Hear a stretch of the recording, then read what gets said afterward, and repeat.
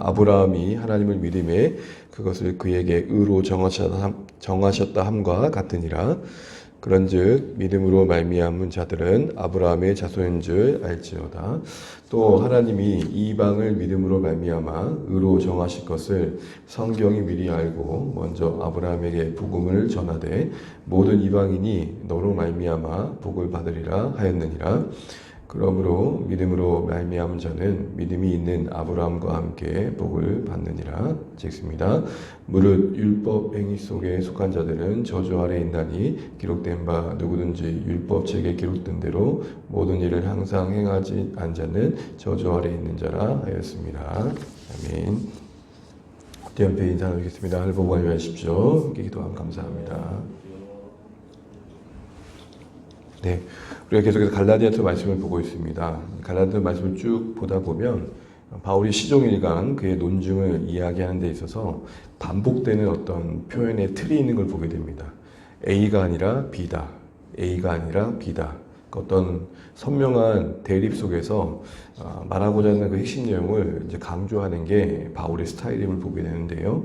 예를 들어서 1절에 보게 되면 나의 사도직은 사람에게서가 아니라 하나님에게서 난 것이다. 나의 복음은 사람에게서가 아니라 하나님께서 난 것이다. 또 의롭다 하심을 얻는 것은 율법의 행위에서가 아니라 예수님을 믿음으로 말미암은 것이다. 내가 사는 것이 아니라 예수께서 사신다.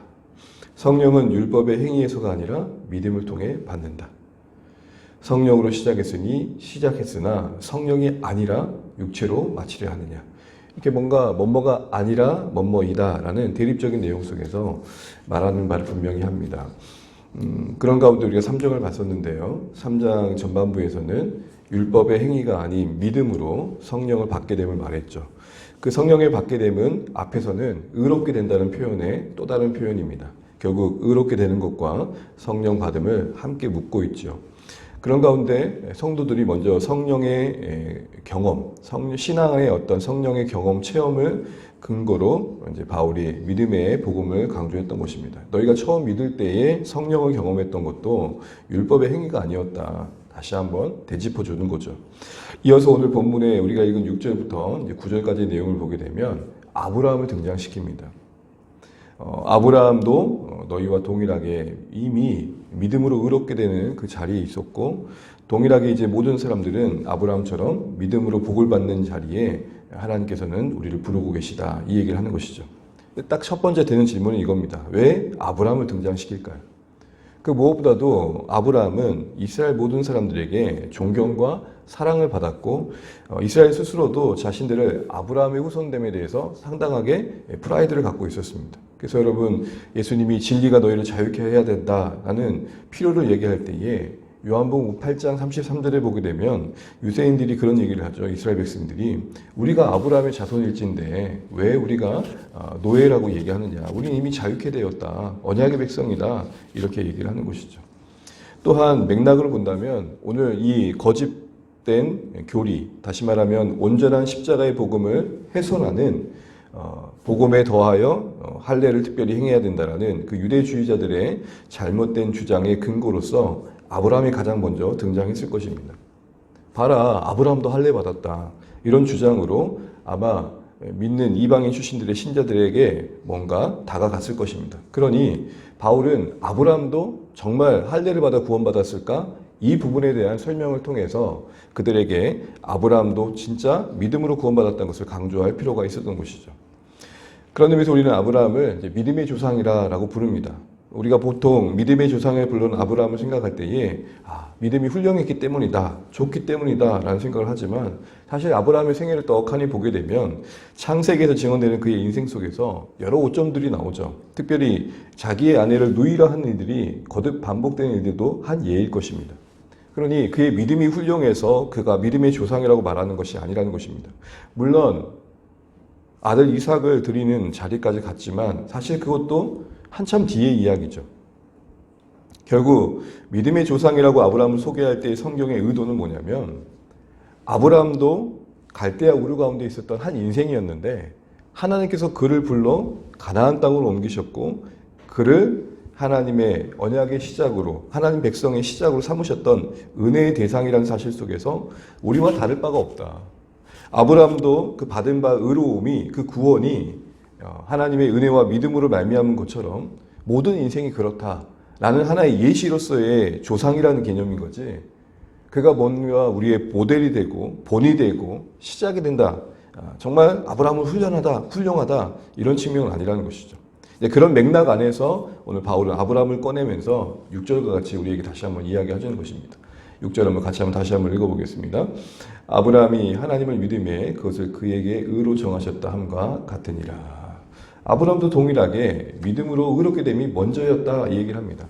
왜 이야기를 할까요? 말씀드린 것처럼 아브라함이 아브라함도 언약의 징표로 할례를 했었다. 이 얘기를 강조하는 것에 대해 지금 논박을 하는 것입니다.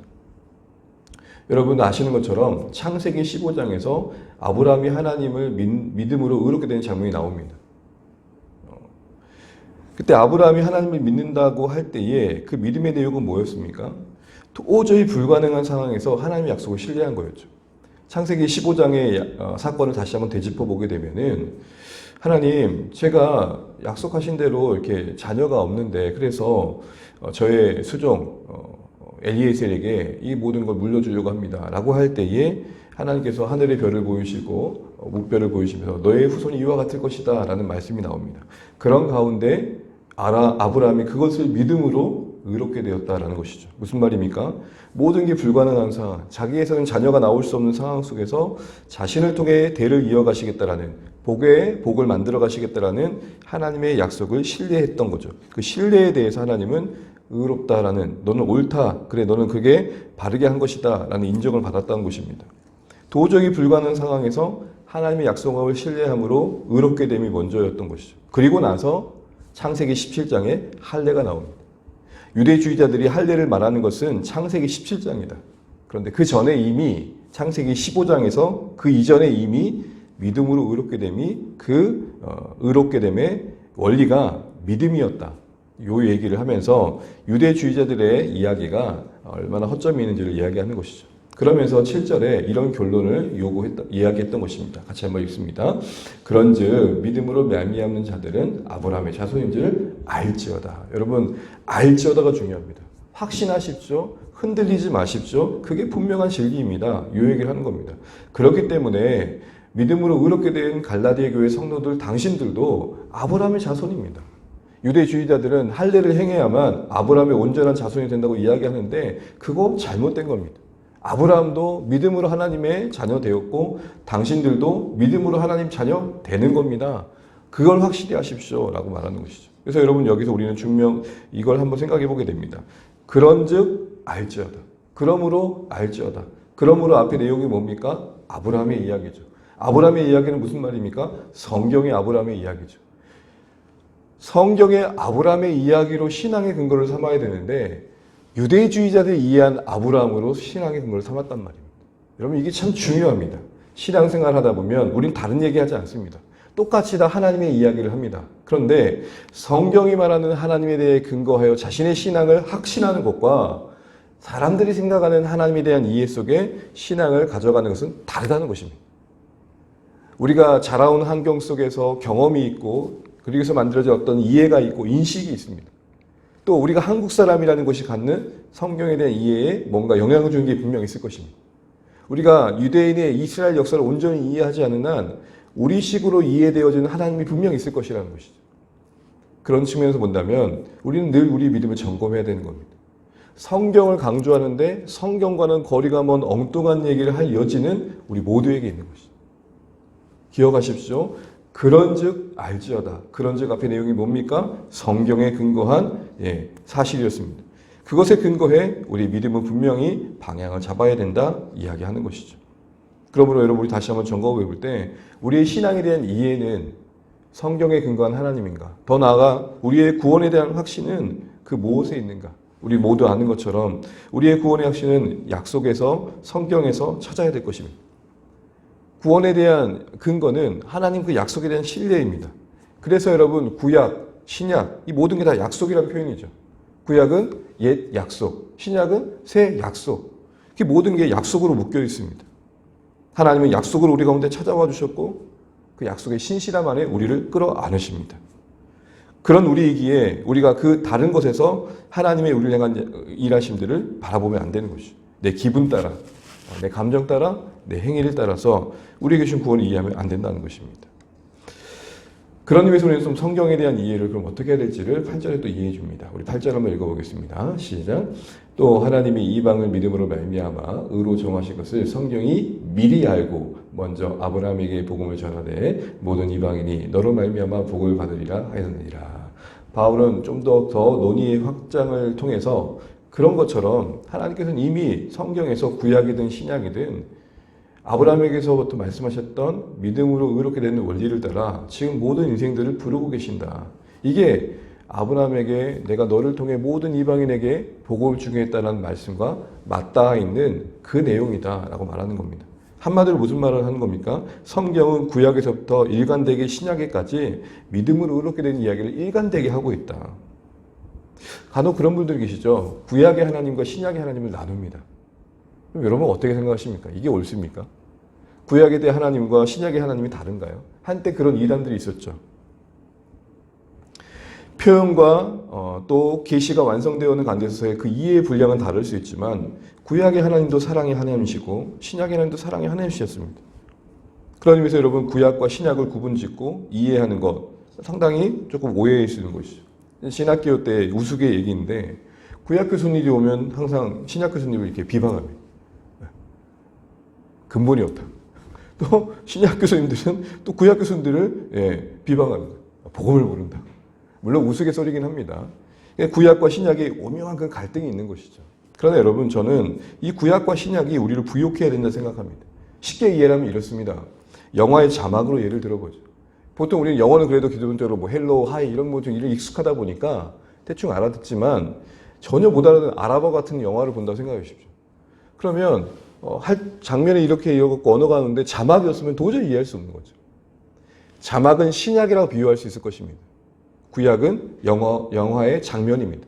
생각해 보시죠. 장면은 나오는데 자막이 없어요. 그러면 저게 무슨 말인지 그냥 느낌으로 대충 아는 거죠. 그러나 아예 못 알아듣는 건 아닙니다.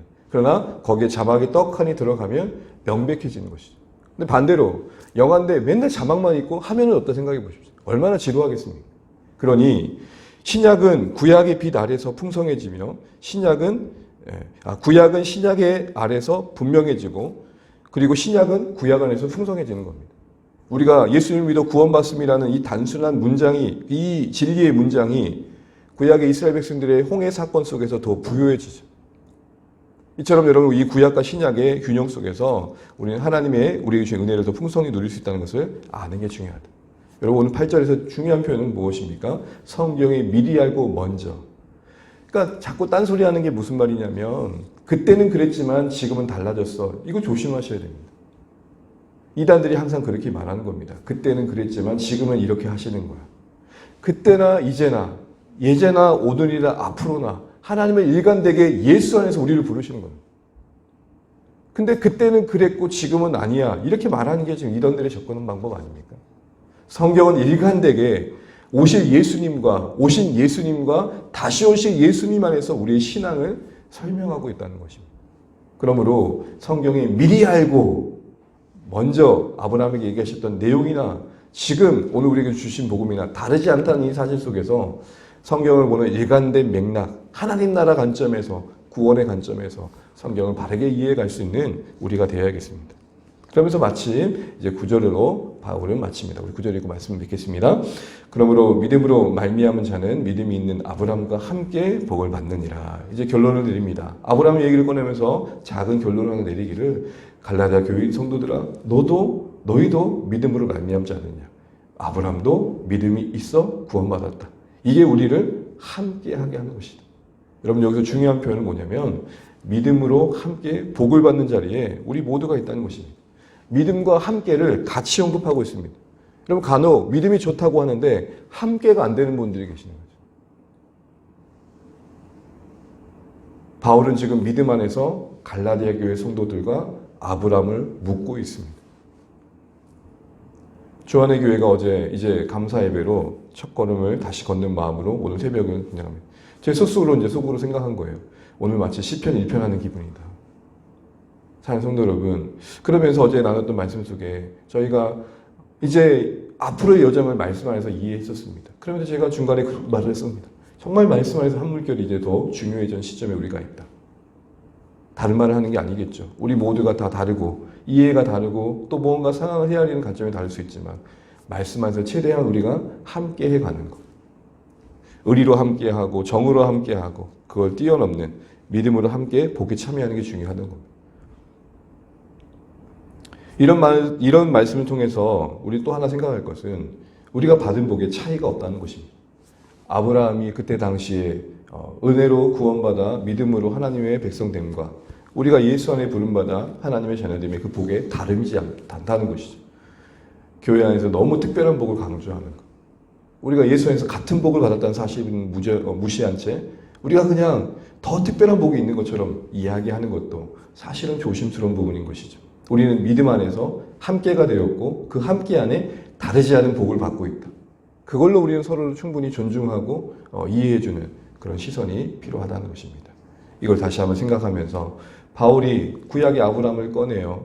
유대주의자들은 아브라함으로 말미암아 복음을 훼손했는데 바울은 아브라함을 꺼내요. 복음을 더 견실하게 합니다. 무슨 차이입니까? 자기가 이해하는 아브라함과 성경이 말하는 아브라함의 차이일 것입니다.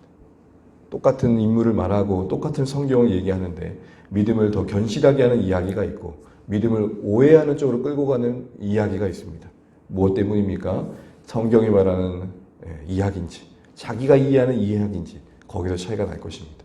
우리 모두의 신앙의 근거가 하나님의 신실한 그 약속, 성경에 이미 기록된 하나님의 말씀이시면 좋겠고 구약과 신약에 대한 균형 잡힌 이해 속에서 우리에게 허락하신 이 신앙의 구원의 이해를 더 부유하게 누리면 좋겠습니다. 또한 믿음인 함께를 만든다. 정말 참된 믿음은 우리를 함께하게 한다. 서로 같은 복을 받았다는 사실 속에 감사하다. 내가 사랑하고 귀하게 여기는 예수님을 저분도 사랑하고 귀하게 여긴다. 그걸로 서로를 붙들어준다.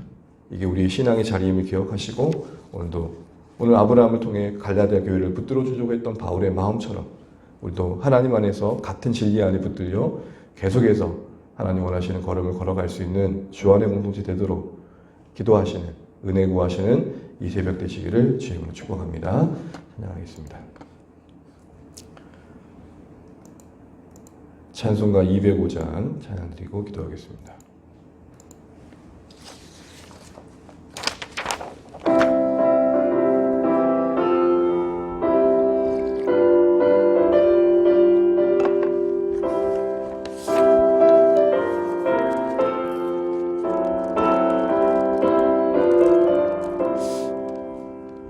주 예수 크신 사랑 늘 말해주시오.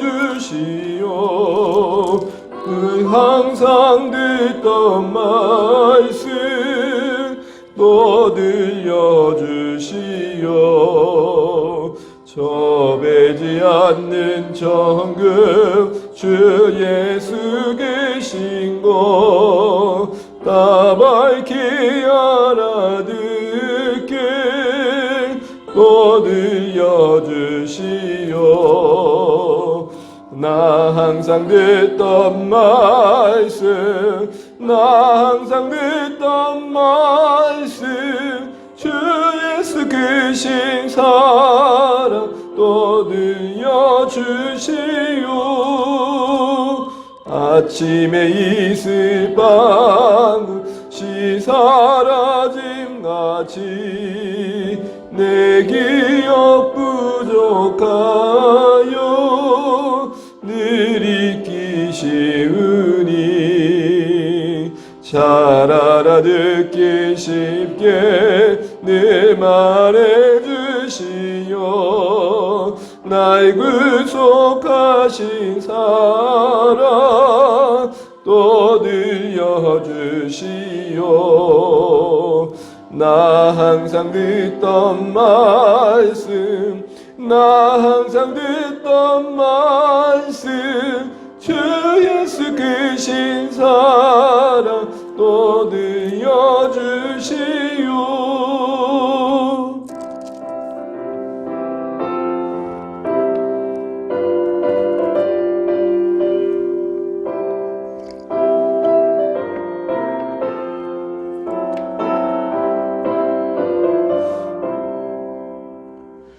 주 예수 나를 위해 이 세상 오셔서 날 구속하시는 은혜 말하여 주시오.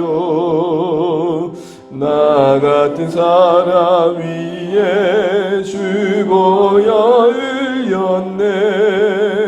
이 복스러운 말씀 또 들려주시오. 나 항상 듣던 말씀, 나 항상 듣던 말씀, 주 예수 크신 사랑 또 들려주시오. 이 세상 헛된 영화 날 미혹할 때에 주 예수 크신 사랑 늘 들려주시오. 천국의 빛난 영광 내 눈에 비칠 때 주 예수 크신 사랑 또 들려주시오. 나 항상 듣던 말씀, 나 항상 듣던 말씀, 주 예수 크신 사랑 또 들려주시오.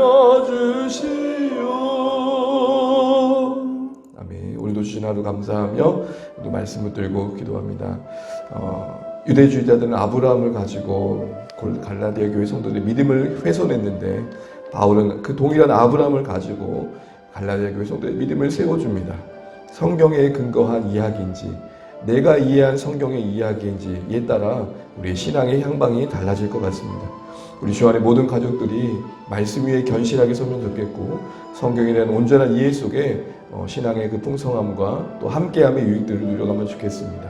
주 안에 가족들이 늘 말씀을 듣고 온전한 이해에 이르러서 그 말씀 안에 우리의 공동체가 하나님 원하시는 방향을 함께 만들어가는 은혜가 있도록 기도하면 좋겠습니다. 혹여나 성경의 이야기로 서로의 신앙을 훼손하는 이해들이 없었으면 좋겠습니다. 성경에 근거한 바른 이해 속에 우리 신앙이 분명해질 수 있도록 기도하시는 시간이었으면 좋겠습니다. 그런 의미에서 우리가 또 들려주시오 말처럼 말씀을 가까이 하는 바르게 말씀을 붙드는 우리 모두 될 수 있도록 서로 중보해 주시면 좋겠습니다. 주안의 교회가 이제 1년의 첫걸음에 또 하나의 또 시작을 걷습니다. 하나님 계속해서 우리가 은혜입니다는 고백할 수 있도록 하나님 우리에게 약속하신 것들을 우리가 분명히 붙들기를 원합니다. 우리를 부르신 하나님의 미쁘심, 신실하심 아래서 계획하시고 목적하신 방향을 따라서 우리가 교회됨을 이루어가는 일들에 함께할 수 있도록 기도해 주시기 바랍니다. 자녀들을 위해 기도해 주시고 사랑하는 가족들과 VIP들을 위해 기도해 주시고 우리 성도님들의 강건함을 위해서 기도해 주십시오. 독감이 유행해서 그런지 아픈 분들이 계시는데 하나님 강건할 수 있도록 도와주십시오. 기도해 주시고 또 피로를 채워주십시오. 우리의 일터와 삶의 자리에 경제적인 피로를 채워주시고 관계의 피로를 채워주시고 우리에게 필요한 모든 걸 채워주십시오. 중보해 주시면 감사하겠습니다. 그래도 우리 세우신 이 나라 임적을 위해 또 교회를 위해 같이 기도하시고 오늘 한날도 승리하시기를 축복합니다. 기도하겠습니다. 하나님 감사합니다. 오늘도 우리에게 허락하신 한날 말씀과 기도로 시작하게 하신 것 감사합니다. 오늘 하나님 아브라함의 이야기를 가지고 유대주의자들은 갈라디아 교회의 복음으로부터 멀어지게 했는데 하나님 바울은 그 아브라함의 이야기를 가지고 하나님 오늘 또 갈라디아 교회 성도의 믿음을 붙들어주고 있습니다. 같은 성경의 이야기인데 내가 이해한 성경의 이야기와 또 성경이 말하는 하나님 이야기 속에서 우리가 갈라질 수 있음을 바랍니다.